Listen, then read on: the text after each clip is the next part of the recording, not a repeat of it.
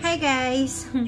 Ayan, sana makatulong itong video ko na today galing kami sa Philippine Embassy. Kasama ko si hubby ko para i-report ang aming marriage sa embassy. Ang requirements nga po pala, marriage certificate, ayan, 4 copies, birth certificate mo, birth certificate ni husband, tag po 4 copies lahat-lahat, at saka yung passport, passport mo, passport niya, tapos kung ano ka naman, annulled or ano pa ba, divorce, ayan, ipapa-photocopy nga lang po yan ng 4, taga-4 bawat isang page. Okay, so ito yung pinaka-importante, kaya ako gumawa ng video kasi gusto kong i-share sa inyo na babalik uli kami. Ayan, dahil yun pong aming yung aking pinil out na form ay ganito, di po ba, kasi kailangan ipa-download, tapos sinulatan ko, pinilapan ko yan. So, hindi po pala po pwede yung ganito. Kailangan po ay ganito. Papakita ko sa inyo.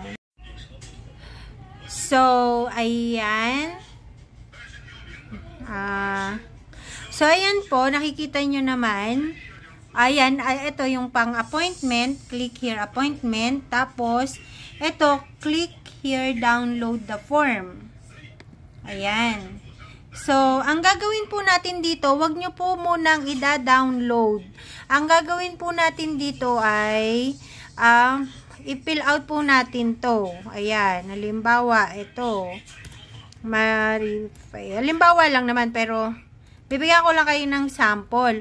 So, ngayon, kapag ka po na-fill upan na natin ito, yan, wag po muna, tapos, pag na-fill upan na po pala yan, ang gawin nyo po ay i-download ninyo and then print. Okay? Wag po muna ninyong pipirmahan dito. Yung inyong husband at ikaw, wag ka po munang pipirma dahil ito po ay sa embassy na po yan ninyo pipirmahan kapag ka po nandun na po kayo. So, yun lang po. Bali, syempre, gusto ko lang din po kayong i-update para hindi po sayang ang inyong araw at ang oras. So, yan.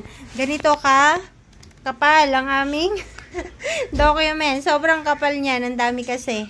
Yun lang, guys.